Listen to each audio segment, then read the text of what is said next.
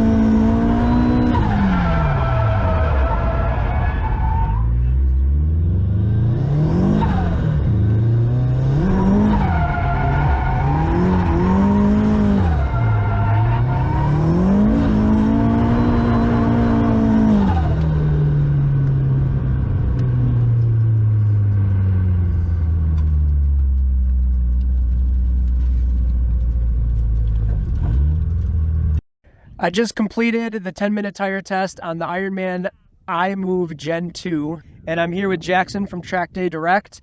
They were nice enough to give us this pair of tires to perform this test, so I wanted to kind of get his thoughts on supply and what he's heard. But basically, it was fairly close to what I had expected. Very low tire grip. It was consistent. We do have about 1 or 2 tenths left. I haven't measured it yet of tread left on the tire, so it did make it through the whole tire test, which was nice. Smoke generation was great. And so aside from low grip, I was happy with it. I was able to drive around it, but I definitely could not throw the car as hard as I typically would throw it around here. Jackson, what have you heard about these tires? So the reactions that you have with these tires is pretty similar to what most people tell me, is that they'll last a long time. The price is fantastic on them. They're pretty cheap.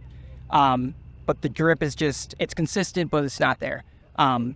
Which is why people use it for, honestly, like kart tracks like US Air, things when they're just going to go kind of party around the track for an afternoon and kind of not have to worry about swapping tires or changing things, stuff like that. So it's pretty consistent to what I've heard from other people. Yeah, I would say, like you said, the term is thrown around, party tire. It's basically in that classification. If you're a beginner, it's also probably a great tire because it's low cost, it lasts a long time, and you ultimately really don't need a lot of grip when you're learning how to do this. Then as you move on and you progress, you start wanting more and more grip.